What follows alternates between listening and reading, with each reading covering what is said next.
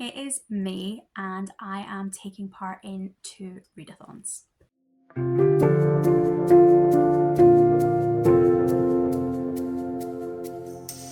The 2 readathons that I am taking part in for May are Wyrd Wonder and Mystery Mayhem.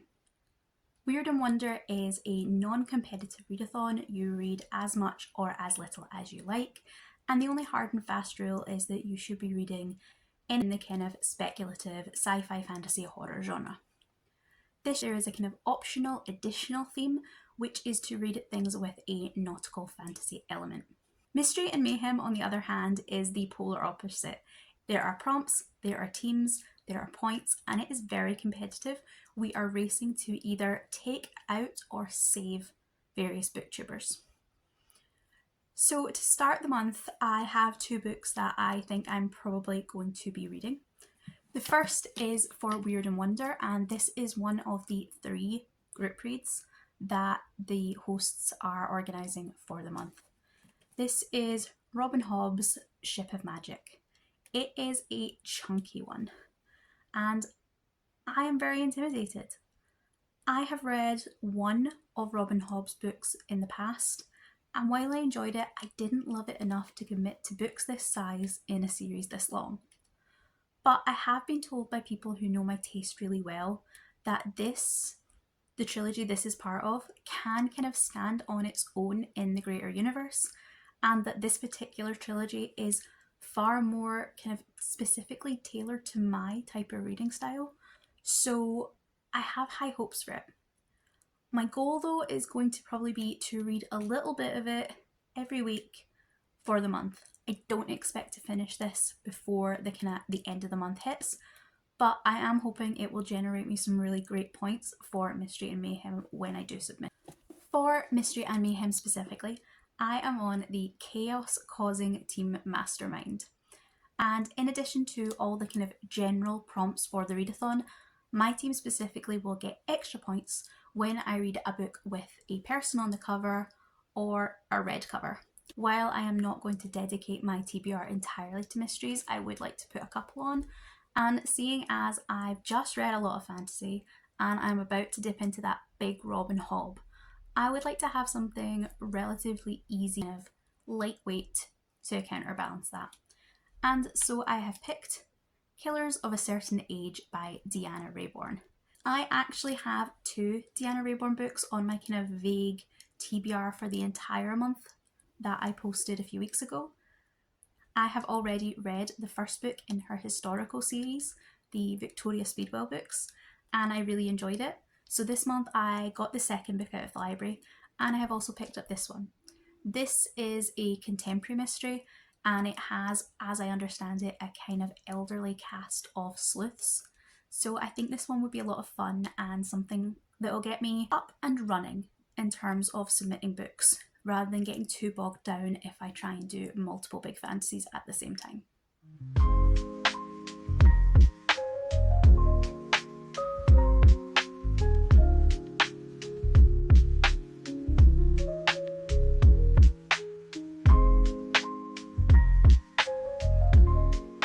So I am about halfway through my first book of the month, Killers of a Certain Age by Deanna Raybourn.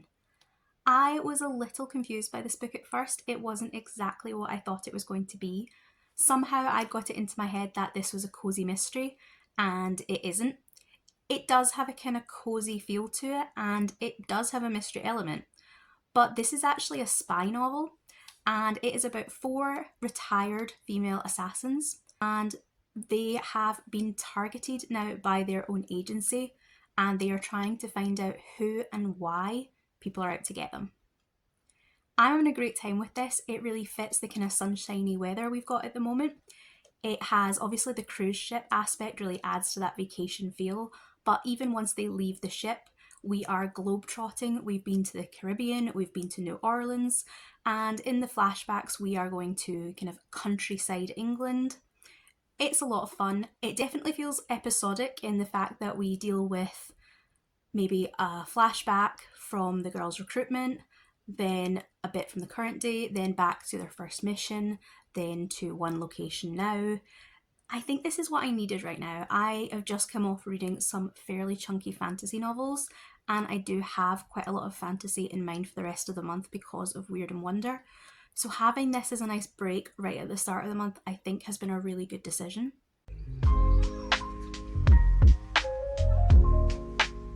So I have finished my first book of May, and that was Killers of a Certain Age.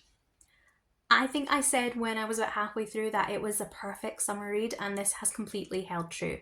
There has been globetrotting, there has been quirky adventures, and I have had a fantastic time with it. We have moments that are flashbacks to the girls' kind of younger days, their early missions, and we also have them trying to discover who's out to get them.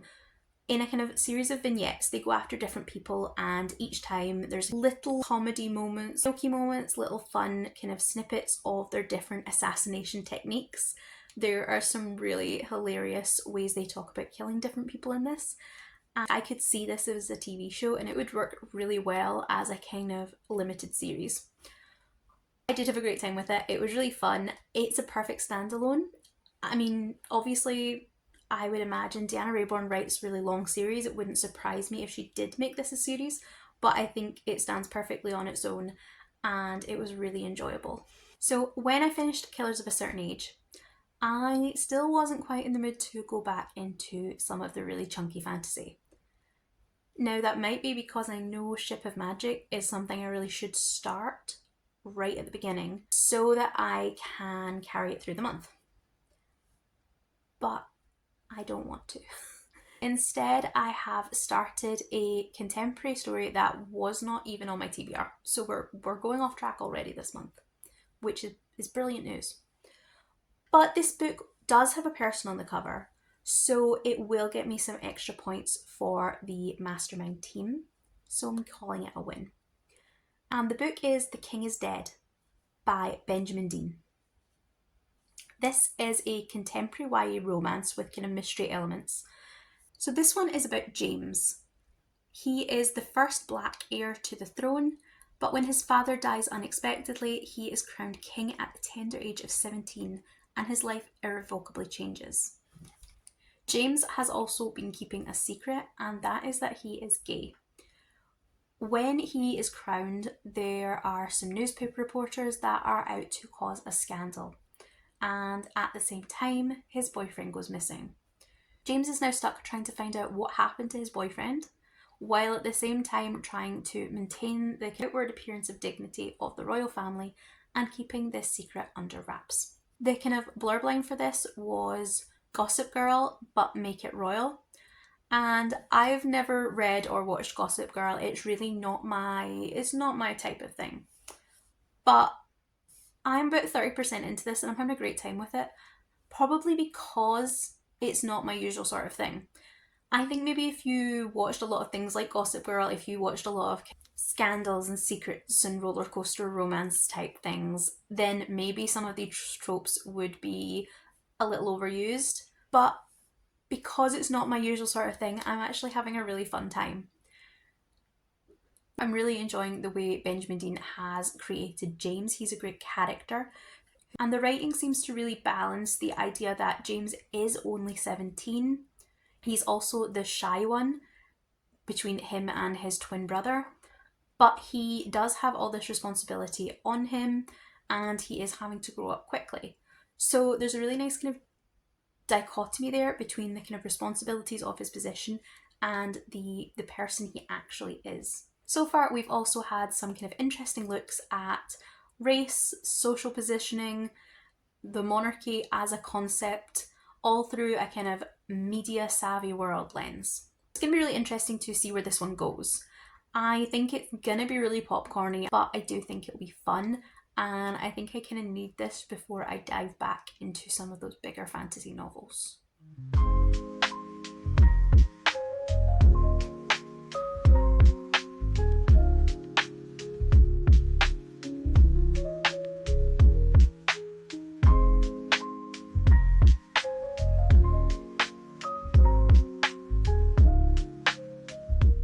I finished The King is Dead by Benjamin Dean and I have some kind of mixed thoughts on it. I'm not exactly sure where I'm going to end up rating this one. I did really enjoy the first half and I thought it was really pacey. I do think the writing is really solid and the mystery around who has been blackmailing James is really well done. There are lots of red herrings, there are lots of potential suspects, and I think the game does a really good job of making kind of all and any of those subjects feel like a believable possibility as the blackmailer. I think it's one that will really appeal to people that do like the comp title of things like Gossip Girl. One of my major issues with it probably was related to that, in that the end, the kind of the big reveal of the blackmailer that has kidnapped Jonathan and is blackmailing James and is releasing stories about the Queen Mother to the press. It just felt a little bit like a panto villain reveal. It was a bit cartoony, very mustachio twirling. It just felt overdone to me. The actual character that it is was perfectly fine. I didn't have any problems seeing the logic or seeing the kind of the blow by blow of how it played out. I just thought the way it was done felt a bit overly dramatic and a bit too cheesy, which might be the fact that I don't watch this type of show, and I feel that that probably is maybe part of the genre. It felt like something you might see on EastEnders or Coronation Street, a bit of a soap opera reveal, and if it had been actors I would have felt it was kind of overacted. So that element didn't particularly work for me, and the other element that I think was quite important, but again might have been that I had misread the genre, is that I went into this thinking it was a romance, and that really didn't happen. There's obviously Jonathan, who is James's boyfriend, goes missing early on, and there is a kind of secondary romance plotline happening. But I just didn't think that for the characters that end up together, we saw enough time actually in their romance to care. It was a book about James and this mystery he was uncovering rather than what I would call a romance, which, as I said, might be my issue. I just didn't get any chemistry or any kind of romantic vibe from any of the potential suitors that we saw. Finally, I wanted more from the atmosphere and the vibes. The book clocks in at about 380 pages, so I don't think you could have added more in without taking something away. And I'm not entirely sure what I would take away, because the book did feel pacey. It did feel like we were moving at a fair clip. I didn't feel like it was bogged down at any point. So I'm not sure where you would cut to kind of re-pad it out without making the book longer. And I don't think in this genre a longer book would have worked. But I wish we had seen either more of the kind of the glamour and the kind of the glitz of things like the setting in Buckingham Palace, the lifestyle that we are expecting these kind of characters to lead. I wish we'd saw more of that wealth coming through. Obviously, you're doing a book about kind of modern day royalty. Power and privilege and wealth are such important themes in that, and I wish we had seen more of that kind of luxury and that wealth and maybe money being used for whatever purposes, more so in the book. On the flip side of that, if we weren't going to go down the kind of glitz and glamour route, I wish we had seen more of the kind of oppressive atmosphere. James feels very hemmed into the role he's been forced into, both in a kind of a broad sense of he is going to be the king, and that is a very kind of big thing that he is being tied into, but also he is currently being blackmailed. He spends a lot of time indoors, he can't talk to people, he can't trust people. Even on a smaller scale, there is that kind of claustrophobic moment, and I just wish that more of that had come through in the kind of just the vibe and the atmosphere of the book. So either went down a really kind of glitzy glamour route or went down a really dark and oppressive route, and either one I think would have worked, but the book just kind of sat in the middle, and the kind of atmosphere then just felt a bit bland to me. Which, all of that makes it sound like I had so many issues with this book, and I really didn't. I did have a good time reading it. It's just that looking back, there are a few things that I think could have been improved on, and I think the book had a lot of potential. It would have been great to have seen it maybe live up to more of that potential. I enjoyed Dean's writing on the whole, and I definitely would maybe pick up more books from this author in the future. The next book that I am planning to pick up is one of my Wyrd Wonder books. It is one of the buddy reads that we are doing through the Discord server, because quite a few of us have an arc of The Vengeance by Emma Newman. I've read Planetfall by Emma Newman years and years and years ago, and I honestly don't remember much about it other than that I came out thinking It was very good but very strange. I have no kind of preconceived notions about what the vengeance is going to be, other than it is pirates and vampires, and I assume some kind of revenge storyline just to tie the name of the ship into the broader story. So I'm excited to dig in. I have had it on my NetGalley shelf for a while, so some of the kind of buzz has worn off maybe a little, but I am sure that once the group discussion starts, I'll get really invested, and hopefully I will be able to finish that in the next couple of days, which would mean that this will be probably the last book that I will feature in this vlog. The other book that I have started is more of a general project, and I just thought I would share that with you. I have started Dracula Daily. The creators of the project have taken Bram Stoker's Dracula, which is an epistolary novel told through letters, journal articles, that sort of thing, and they have broken it down into the days in which it actually occurs. It runs from the 3rd of May through to sometime in early November.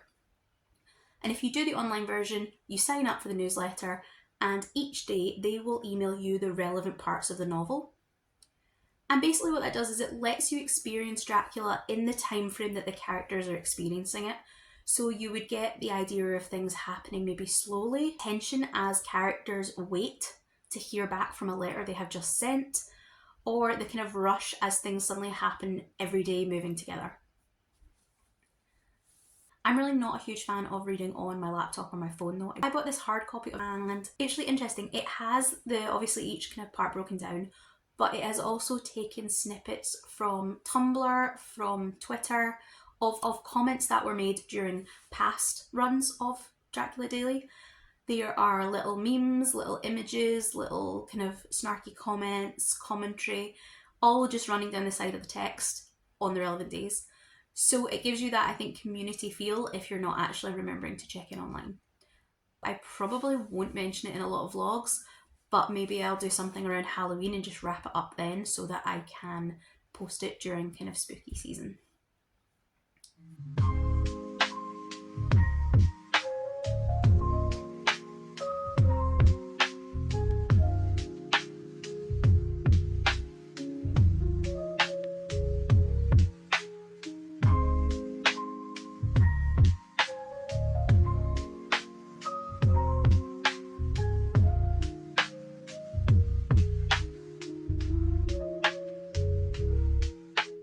So I've started my audiobook, and this is one I have been so excited to get to.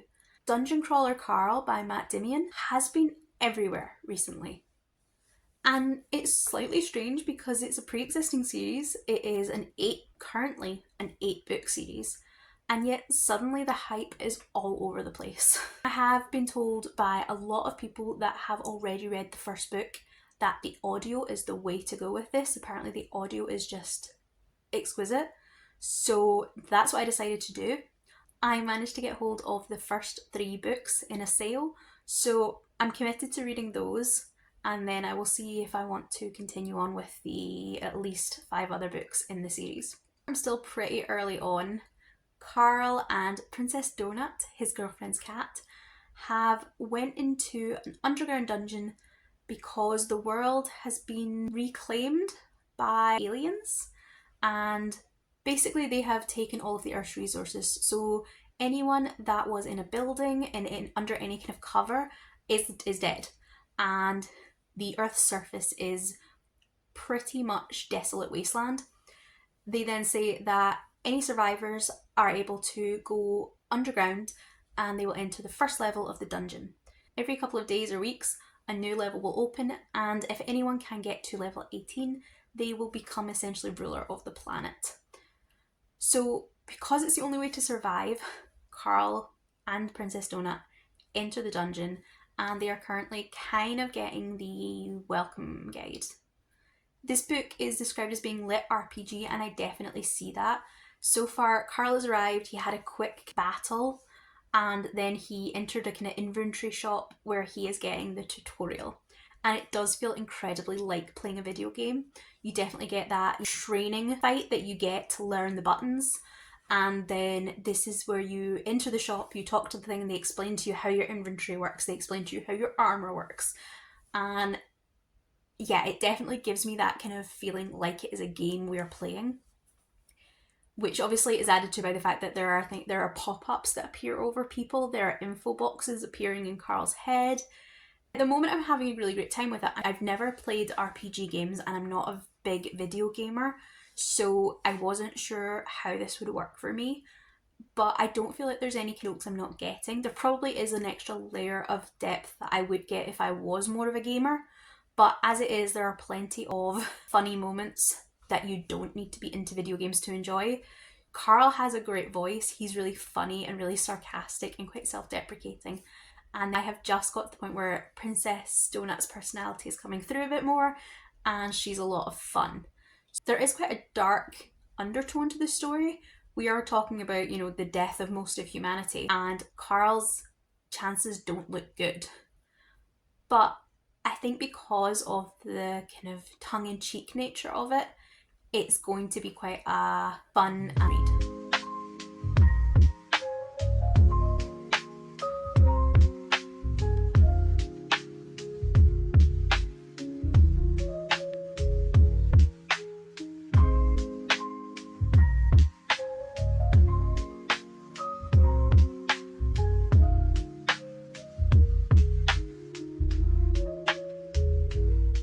This weekend was E-Day and we went to a kind of a VED celebration at Stirling Castle.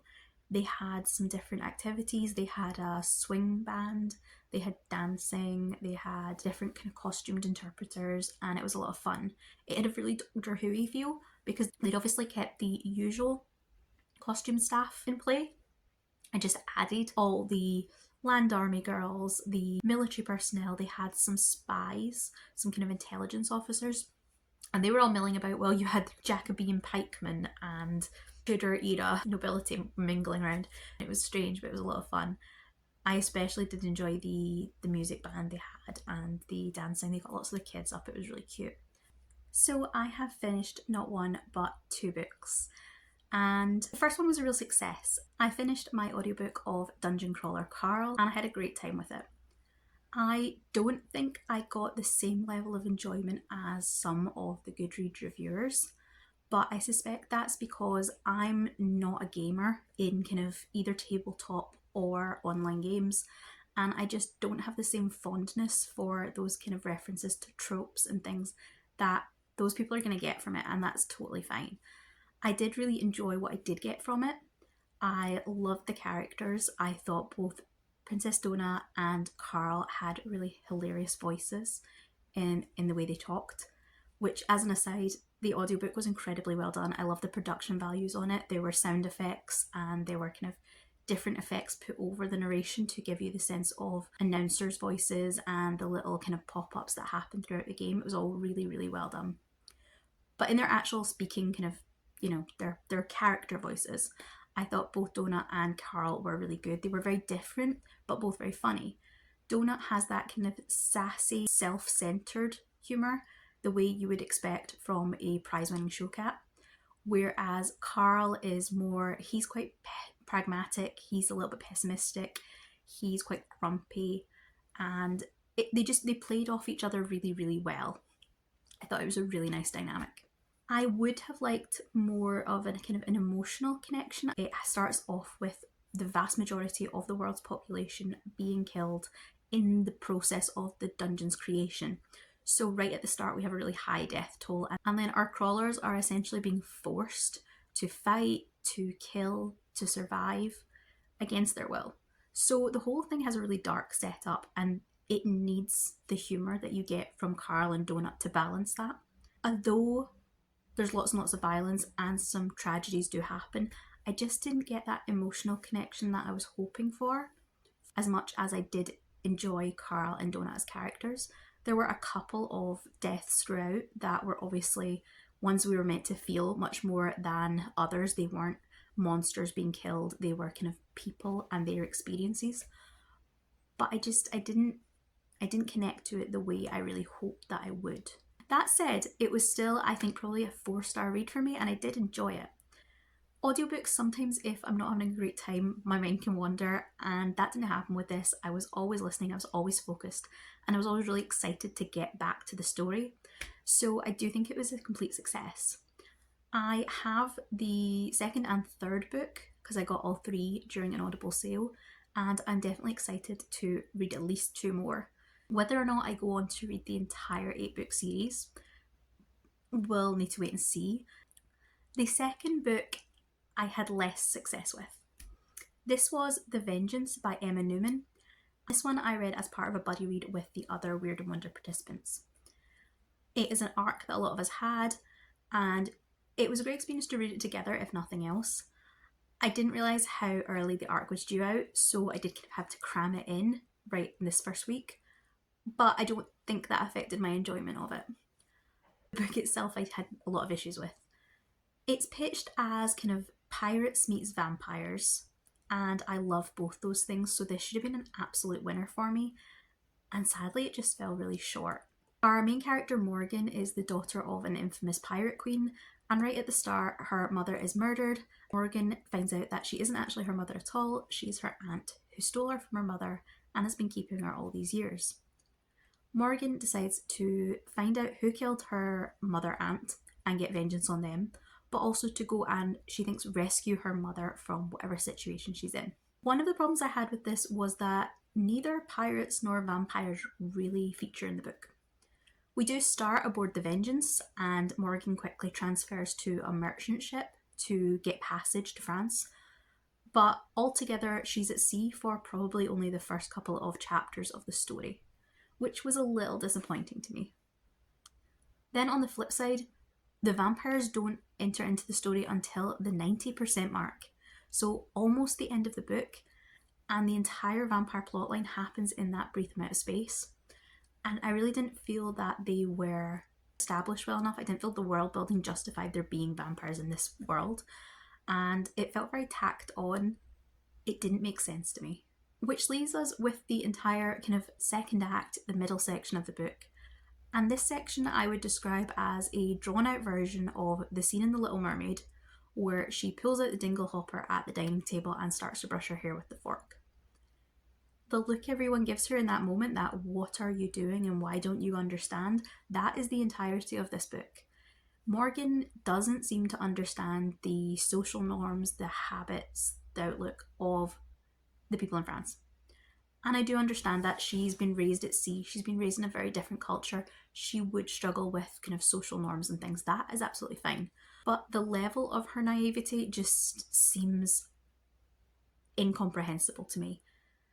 She's also brash and blunt in a way that, again, doesn't make sense. She's been functioning as this infamous pirate captain's second in command, and yet she has no concept of when to shut her mouth and how to react to other people without getting into fights, without insulting them. Every thought just flows out of her mouth with absolutely no filter. She felt incredibly childish and incredibly immature and very blundering. Some of the things that she didn't kind of seem to comprehend, I could understand to a degree. She doesn't have that societal reference point, and things maybe don't make perfect sense. But I do think that if she's has any sort of intelligence whatsoever, there would be really comparable ideas that she would understand. She would at least be able to get the context of them. The friend that she makes kind of during this midsection, Lisette, is telling her about the nobility and the peasants and the way taxes work. And Morgan just can't get her head around it, despite the fact that at the beginning of the book, after the captain dies, we see the pirates hold an election to decide who's going to take over as quartermaster and captain. That to me implies that in this world, pirates work vaguely the same way they would have in our world. So there has to be some kind of incentive to be captain, otherwise why would you? And then we talk about the loot and the shares in this. I have to assume that we're functioning in the same way as actual pirates, that quartermasters get more than regular sailors and captains get more than quartermasters, bosuns, whatever you want to call it. So she does understand the concept of a social hierarchy, and she does understand the concept of money being split and divided into different amounts based on said social hierarchy. I don't think it's the stretch then to explain taxes to her. Similarly, she doesn't understand the position of women on land at all. She seems very confused a lot of times that women would be treated in any way differently than men, which again, obviously to a certain degree, you can understand. If she's been on board a ship that was captained by a woman, they maybe have quite an egalitarian society. But that's not the entire world, and she has interacted with the world. When she transfers over to this merchant ship, she makes a point that she is aware that other ships find women to be very bad luck and don't allow it. So she's not completely unaware of the differences between the way women and men are treated. She also speaks to one of the female pirates aboard her own ship right at the start, and Dell tells her that she originally was pretending to be a man when she was found by Morgan's mother aunt, and it's only due to the fact that the articles of the Vengeance were altered to allow female pirates that she is on board as herself. So again, Morgan does know that men and women are treated differently and that women are discriminated against, but she seems shocked that it happens in France. I had so many issues. The pacing wasn't great either. That whole section was really drawn out. I do note that the book is the first in the Vampires of Dumas series. I don't know what the plot of the second book is, but maybe if you put the two together, it would have felt more like a worthwhile plotline. I don't know. Anyway, not a success for me. I don't know where I'm going to rate this. I do need to try and write a review for NetGalley, which maybe some of this rambling will help. So that is the delightful and optimistic end of this vlog. There's definitely nothing else I'm going to get read this week. My goals for next week are to start the Ship of Magic book, which is the other Wyrd Wonder group read and which I have made absolutely no progress on. I haven't even opened it. I really need to get some of that read, or I'm just not going to finish it by the end of the month. I would also physically like to maybe start the Veronica Speedbell book, because that one will be due back at the library and it would be nice not to have to worry about the due date on it.